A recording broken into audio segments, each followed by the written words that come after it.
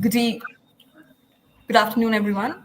I'm Neha, Ambassador of Change for GETI, that is Global Education and Training Institute, founded and conceptualized by Dr. Sunita Gandhi with the vision of disrupting education. We also organize pre service and in service training for teachers so that they can also spear ahead with the disruptive education movement. And alongside, we also organize deep talks where we invite policymakers, bureaucrats, and various researchers from around the world to share and discuss these best practices with us. And today, I'm very honored and thrilled to have with us from Nigeria Dr. Desmond, who is a professor at the Brigham University in Nigeria. And he will be talking about a very interesting conversation. A very warm welcome to you, Dr. Desmond. Thank you so much for joining us today.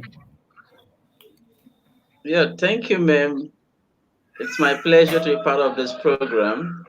India Thank you happened to so be my second home. That was where Oh, India happened to be my second home. That was where I had my master's at Sikkim and my PhD in Rajasthan. And I worked for some time in India. that's And beautiful. India, like Sir Guru Gandhi is one of my mentors. I also love Ambedkar and the rest. So it's an interesting time for me, and I think I want to call on all those who will listen to this conversation and presentation to hook up. And I'm equally proud of what you're doing as an organization to disseminate Thank you knowledge so people much. around the world. So let's Thank push you. on from there. Absolutely. Dr. Desmond will be talking about digital culture, and he's prepared a very interesting and informative presentation. And I'll now be sharing it through my end. There seems to be some issue from his end. Dr. Desmond, I'm sharing your presentation, and let me know when you want to stop or when you want me to pause and carry on with the explanation then. Okay, that's fine. Thank you very much. Just one.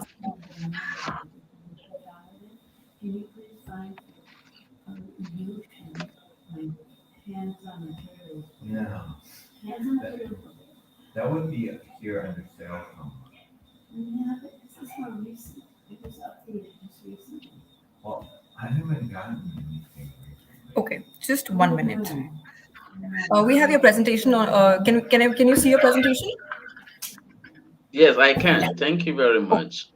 thank you. And now just So let me know when you want basically, to. Okay. yes, so today we'll be discussing digital culture. But then, because we are addressing a wide spectrum of participants from various divides, some in academia, some are students, some are lay people, some are in the industry. So we'll try to look at these within the confines of digital literacy. But before we discuss or go into the nitty-gritty of our presentation this afternoon, we want to tell us the issue divide that around the world, access to the internet, access to social media, access to digital facilities are not at par, they are different level. And sometimes within the same country, the access to is not the same. For instance, if you look at India, which is almost like a continent, a very vast country. As you travel around the country, you see the concentration and the diffusion and penetration of technology at different level. So that we do not just look at what Statista is presenting to us as the level of internet penetration around the world. A good example, you will be told that in Nigeria as a country, there are about 120 something million people have access to the internet, and about 104 persons equally have internet or social media connectivity. But the question is this: what is the spread of this connectivity, looking at the epic center, the capital city, and as you migrate and travel to the peripheries, the villages and the rural areas. And same also happens to virtually all the countries in the developing world. Again, for us as tutors, as teachers, as educationists, we need to understand these dynamics and see how we can fit into the education framework vis-a-vis the innovations that are taking place within the technological landscape for us to function adequately. So having given us the preamble, we can now look at the subject before us. Let's move to the next slide, please. So we'll be looking at basically what is digital literacy and how does it relate to other literacies, and then explore models and frameworks of digital literacy, and is digital literacy different from other forms of literacies, and then strategies, ways, schemes for embedding digital literacy in your institution if you're a proprietor or an investor or a vice chancellor, a school administrator. How can you ensure that digital literacy is part of the culture of your institution? We find it difficult sometimes for the teachers to be able to flow along when it comes to digital literacy. It's a problem sometimes where the students are more versed, they are more exposed, they are more skilled, they are more passionate about the digital space, the tools, the devices, and the connectivity than the teachers. And the COVID era that we are presently in actually expose the depths and the depths of our technological advancement all over the world as many universities and colleges and schools migrated from the face-to-face interaction to the digital interaction. So we'll look at that, and finally we'll look at digital literacy in practice, look at one or two case studies. But then when we talk about digital culture, we're looking at the connectivity of people, especially young people, to the internet and the resultant effect on their behavior, their characteristics, their actions, and how we, as the older generation and as tutors and experts, need to understand this uniqueness and then flow along in order to deliver mutual benefits and maximize the essence of education, which is to transform them in character and in skills. We can go to the next slide. So, when we talk about digital literacy, what do we actually mean? And that is what we want to look at basically. What is the definition so that we can have the same terminology guiding our conversation to say this is what digital literacy means. It means this to you and equally means same to me.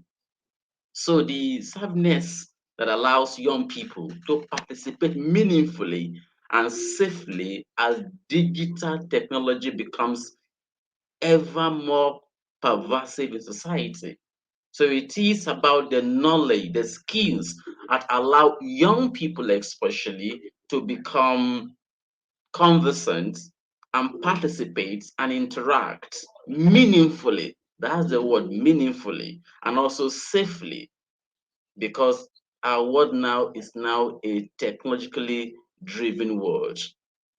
Number two, digital and information literacies are the skills, knowledge, and understanding. Because for the skill, the hands-on, the ability to use, the ability to perform. Number two, the knowledge and then understanding that underpin our ability to learn, to undertake research, and to teach in a digital age. As one of the ex-presidents of America said, he said in years gone by, literacy was measured by the ability to read and write. But in this present dispensation, literacy is no longer measured by that yardstick, but presently measured by our ability to utilize meaningfully digital technology. And that is the yardstick of measuring modern graduates, modern young people. So it is vital that students in our institutions, our schools, and staff develop critical, creative, discerning, and safe practices when engaging with information in the academic environment. And universities, colleges, and schools must deliberately, purposefully, and strategically invest and get involved in digital literacy. Any school that is averse, distant, disconnected, dispassionate about digital literacy will not survive in the modern era. Next slide, please. So, by digital literacy, we mean those capabilities which fit an individual for living, for learning, and working in a digital society.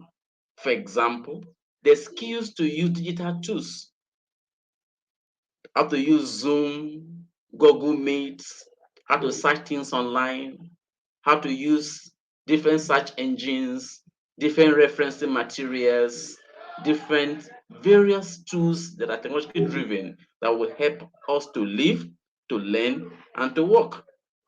So, as I said, for example, to use digital tools to undertake academic research, writing, and critical thinking as per personal development planning and as a way of showcasing achievement. So, this is so once someone is able to have these three arms settled, you are able to apply technology to live your life, to learn new things, and to work in your organization as a teacher. How do you record the grades you give to students? How do you assign assignment to your students, tasks to your students, work to your students? How do you interact with them? How do you network along with them? So these are all issues of digital literacy. Next slide, please. So when we talk about digital literacy, as we know that now the young people have been immersed in the digital culture. It's a world now where everything is done online, even to play hockey, basketball, football. They rather want to stay online and watch them online on YouTube, on Facebook, on whichever platform, and there are also video games. And we're actually very much aware of a transition that Facebook is trying to marshal and lead. That is the metaverse. It's a virtual world, and that is also about the digital culture platform. So, what are the various components that actually play a part in this digital literacy arena? Number one is academic literacies. So, it means that the young person, the person in question, the teacher, is able to apply digital tools in its academic activities. Number two, in our new literacy, the new skills we are acquiring. You've gotten your bachelor's degree, your master's degree, your diploma from different schools, and you want to now acquire new skills. These new skills now are all tailored towards the digital arena. Next is the digital literacy itself, which has to do with the ethics and e-safety, electronic safety, safety online. It's not enough to have smartphones. It's not enough to know how to use them. You must equally understand the security issues, the privacy issues associated with the usage of this facility. And next is the media literacy, which have to do with the critical use of non-textual communication format, the multimedia dimension, the voice, the visual, the sight, and all else, and the various media or new media platform, that is social media, Facebook, and all the rest.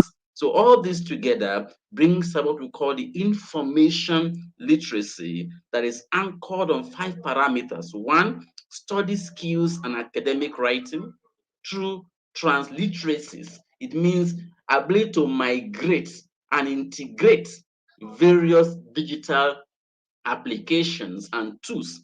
And three, critical analysis, ability to reason on each of these and how you intend to use them. And finally, search skills to know at what time, at each time, when can I use this and how can I use this.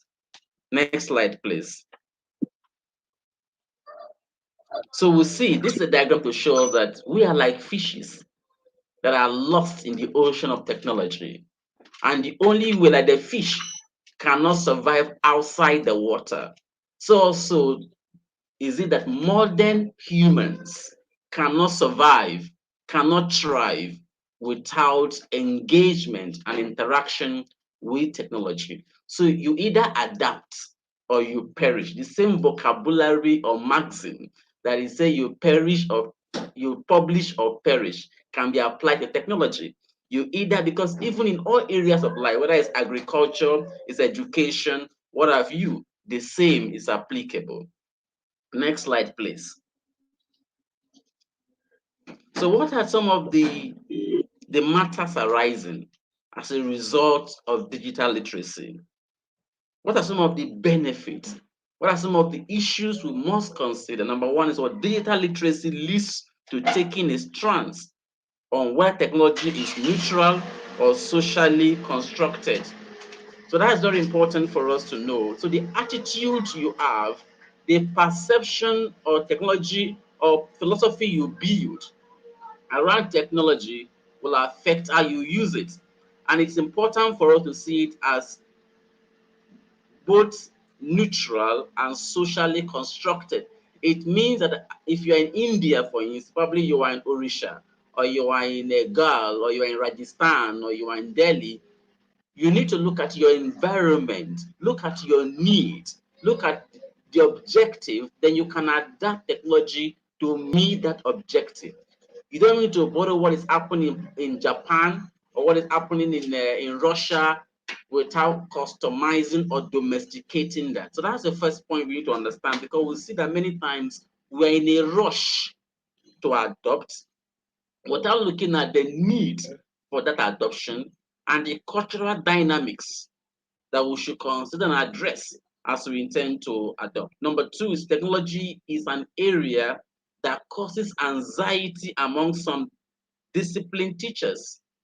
Some persons feel they are getting old now. I'm in my 40s, I'm in my 50s, I'm in my 60s. I don't have the time to go and learn. I can't use smartphone. I can't do this, and that causes anxiety.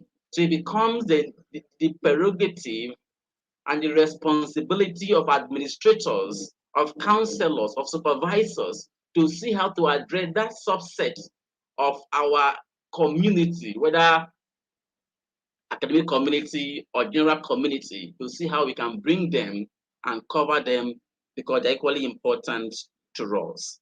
The next issue is what if taught outside the curriculum, digital literacy is disconnected and associated with the context or discipline, and students don't transfer what they learn.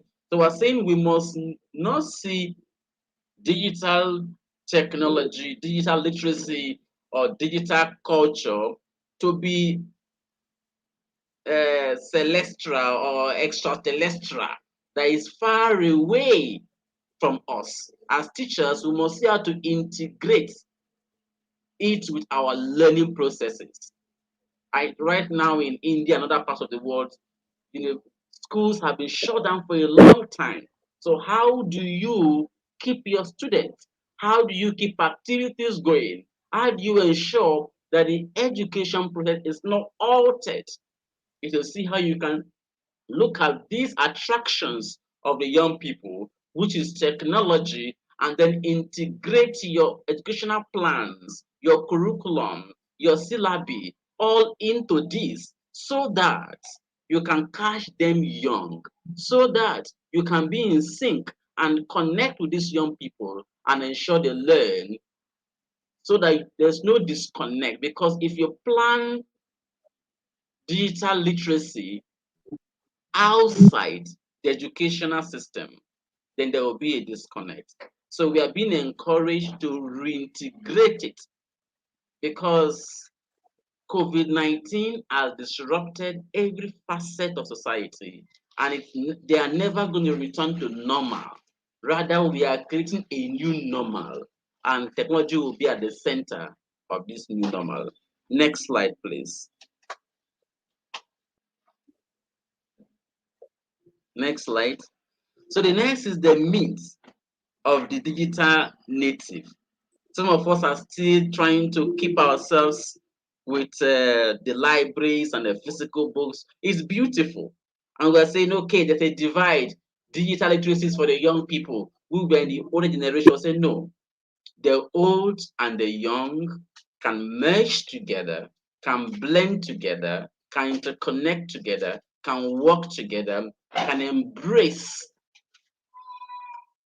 can appreciate the old and the young. And this is all about the issues of digital literacy. And this is a model before us to see how can we achieve digital literacy. What and what should we do as individuals, as tutors, as administrators, as students, even as workers in organizations, in places around the world? How do you ensure that you are actually digitally literate? Number one, you need to acquire functional skills.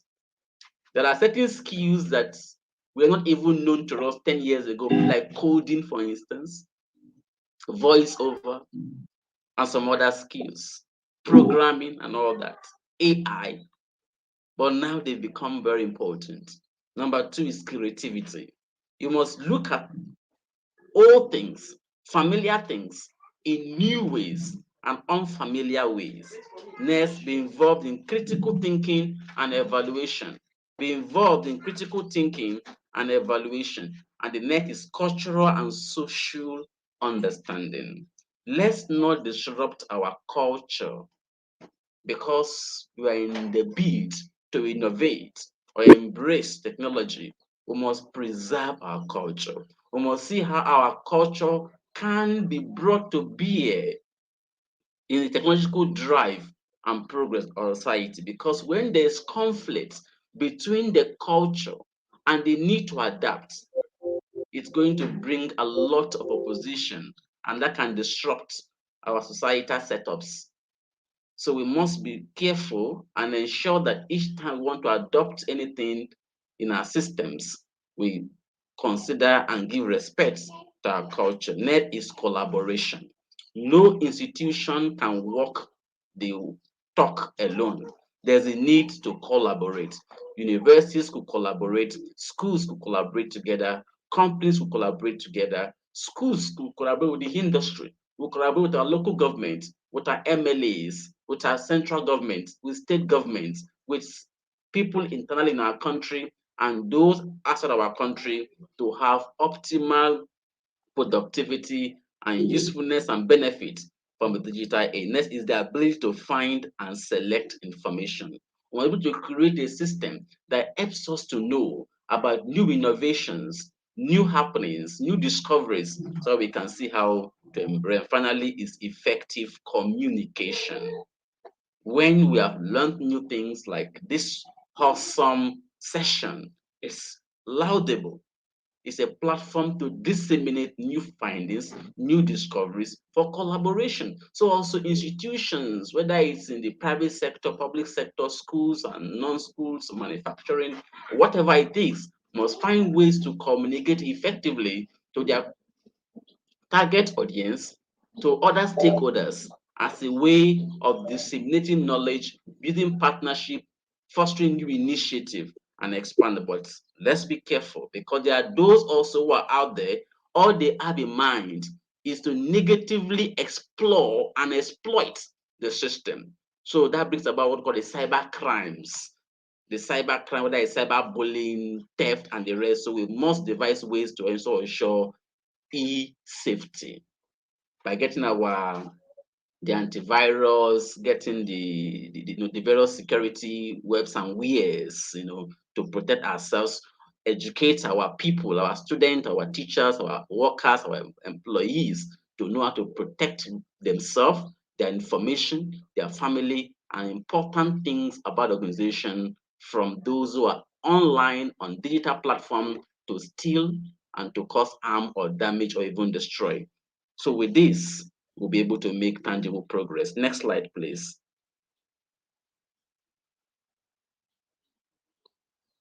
So next we'll see that for us to further achieve this in terms of our curriculum or co-curriculum or non-formal learning, these are the things we must be able to look at. It must be extensive, it must be complex, and then it should not be key defined. If we don't get this in, so we'll see that it can be intensive, simplified, and well defined. So these are the two angles.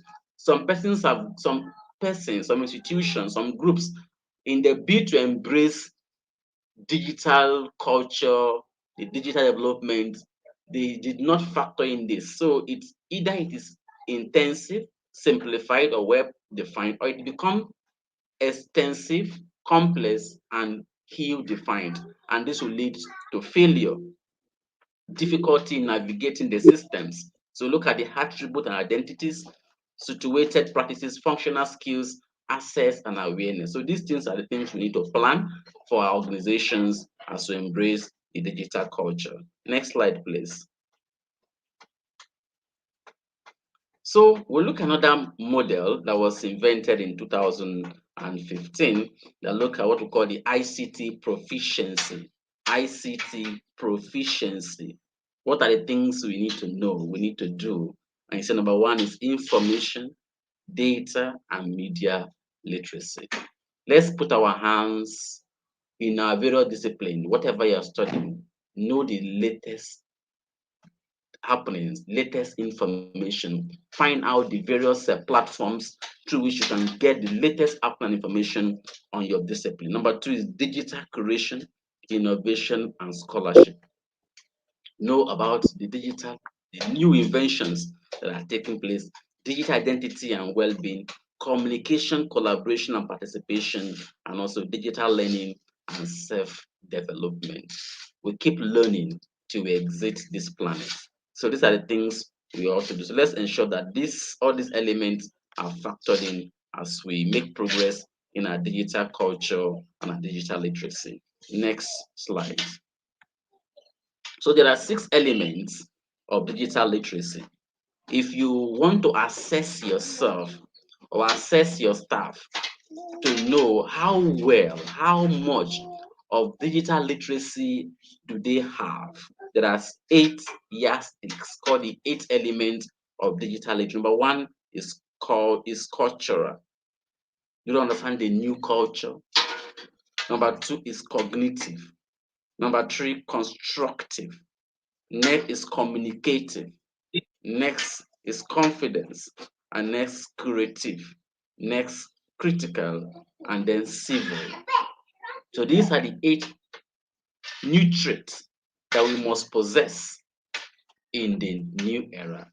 The traits that are relevant to function in the economies of the 1960s, 70s, 80s, 2000 are not the same. New traits have come in with a digital advancement that we must imbibe if we must survive. The next, we'll look at a new curriculum for information literacy. That is the next slide. We'll look at what we should factor into our curriculum as schools, as universities. Next slide, please. So there you see different things that we ought to do.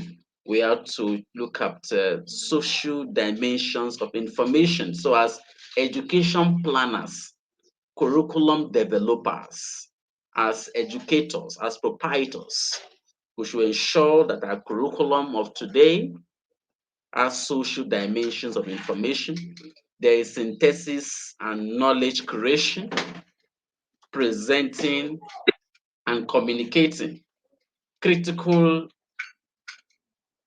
dimension of information, managing information, resource discovery in your discipline, mapping the information landscape, academic literacies, become an independent learner, and then transition to higher education. So these are the things we call the key skills. Some of them are social context, advanced information handling, and learning to learn. So these are the various things that we need to ensure that as we design our new curriculum, pick our books now to revamp, to restructure, to revise those materials to migrate our textbooks from the traditional hard copy to now having e-copies, we must ensure that we factor in all these things as part of the new curriculum for information literacy so that it can be in sync, in line, and align with the new digital culture.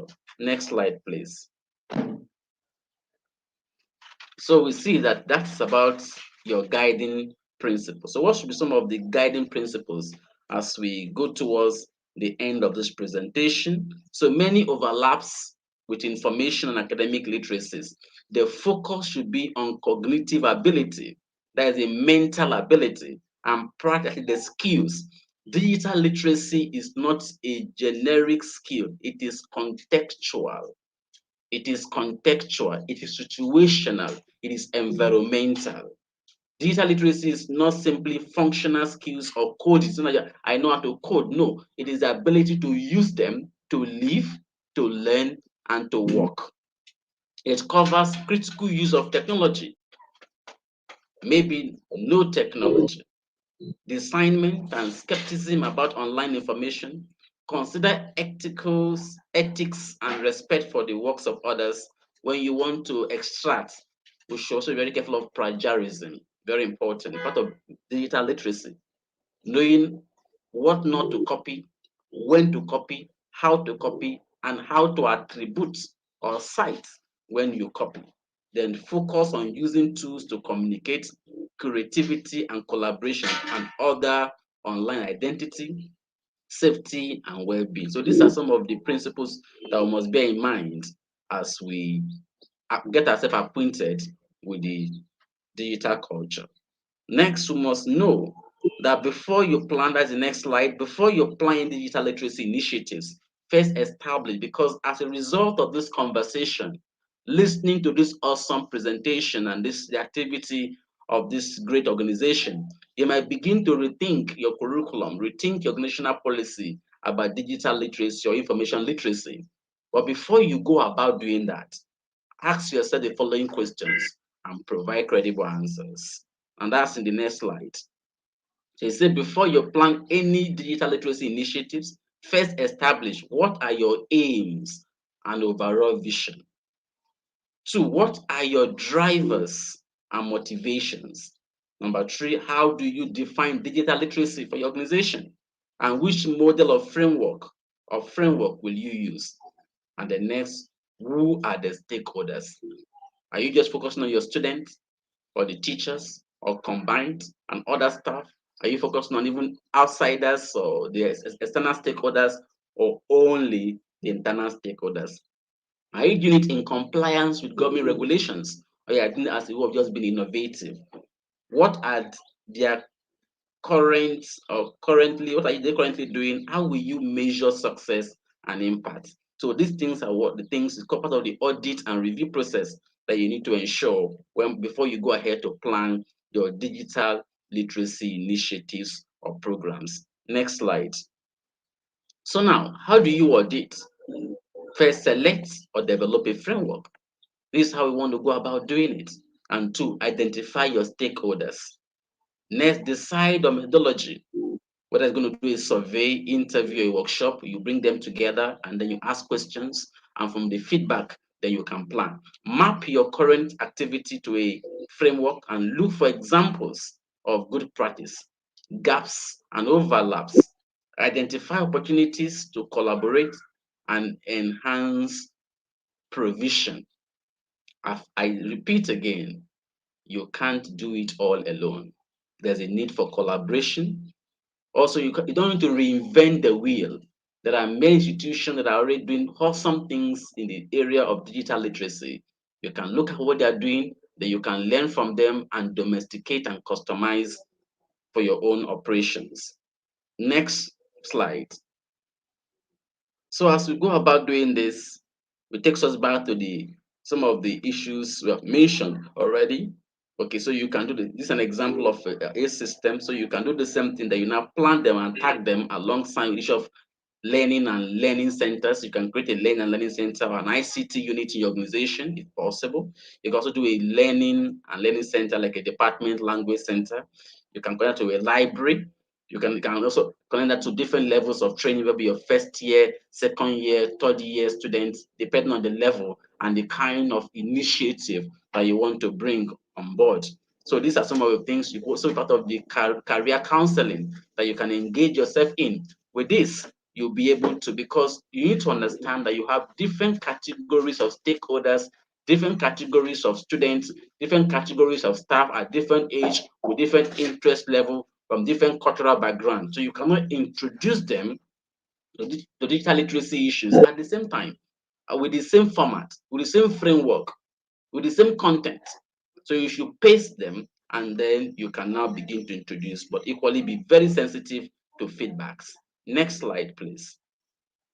So you can apply what we call the alternative approaches. You can do a top down, develop a strategy, and then you pass it down. You can also do engaging senior managers as part of the top down, or getting instructional or institutional buy-in from all departments, which means from a strategic level.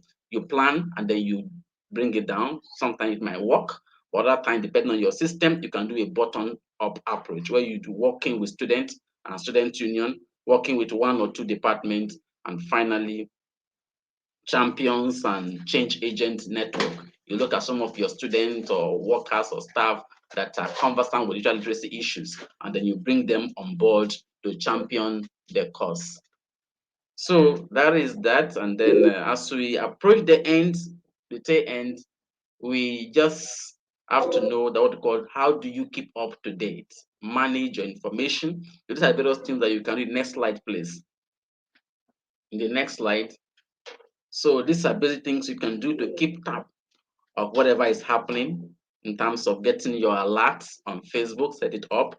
You can also do some citing, you can do some storing. So this keeps you actually, this diagram here shows you what you can do to ensure that you are getting latest happening development as far as digital literacy and digital culture is concerned. So you don't get lost, you don't get outdated, and then stay in the dark. You're always conversant with happenings all around you. And this sometimes you can, so this is can also be a workshop that you can do, can be periodic meetings that you can organize as a way, as a platform to learn.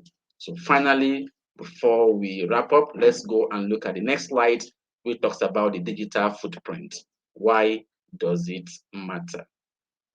Okay, so this is basically various things we have to do. It says contract information for potential employers, less superficial impact to CV, too much unnecessary information to get to know someone better, demonstrate how sociable you are. So these are some of the beautiful things that can happen. This is why does IT matters. It helps us to connect. It helps us to preserve our environment. Talking about going green now, minimizing the usage of papers. So these are reasons why it matters.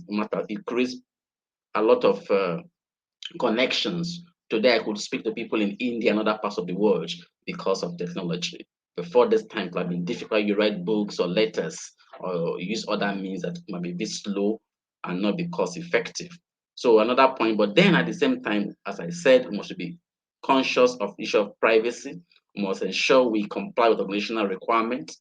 And we must look for what is good and focus on the good parts and see ways to do what we call digital identity, protect our identities also so that it does not get stolen or tampered with as we use. But ask yourself that as you use the online platform, leave positive traits, because the things you do today can still probably be unacted, be dug out even in 10, 15 years to come. So be conscious of those things.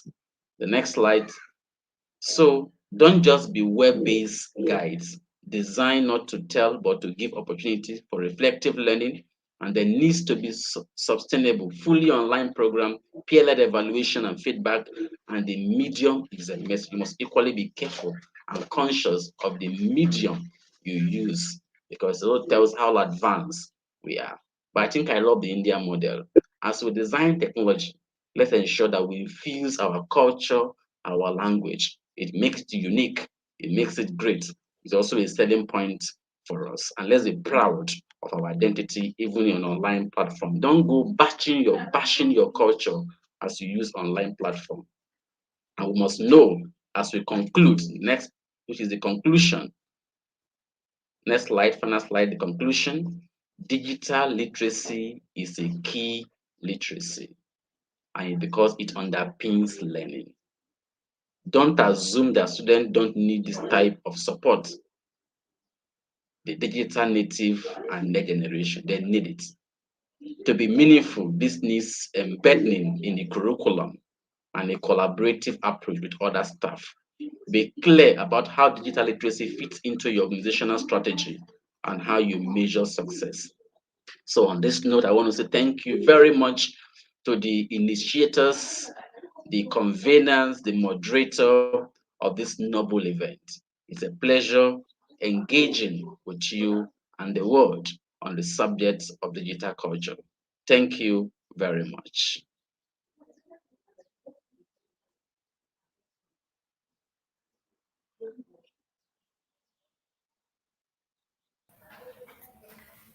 Thank you so much, sir.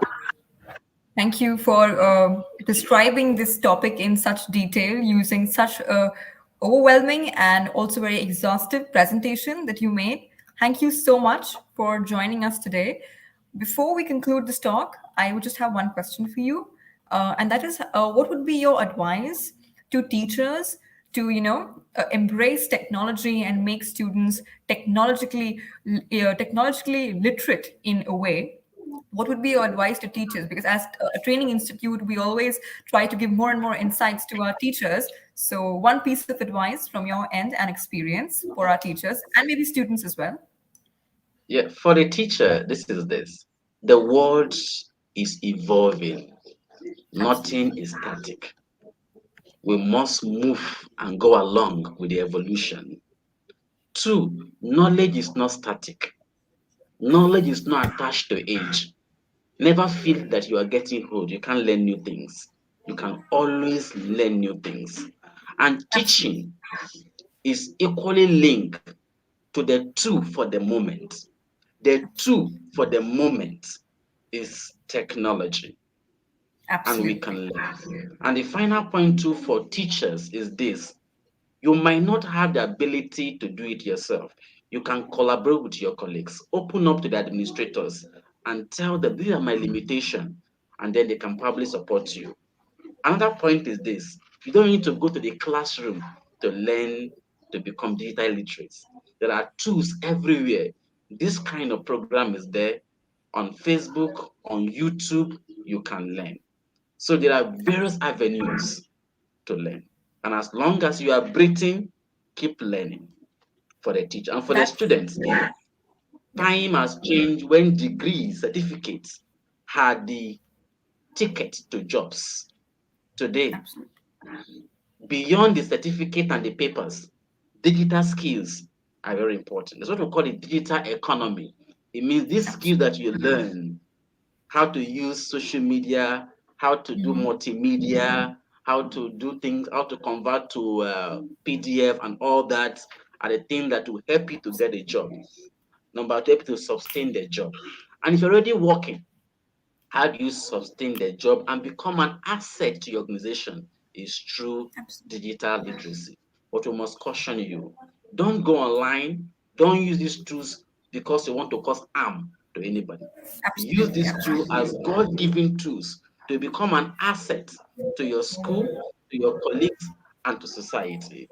And at the end of the Absolutely. day, you'll be proud you do. That's a very wonderful thought that you've shared for so many of our teachers and thousands of cute kids. And I hope they will understand your point.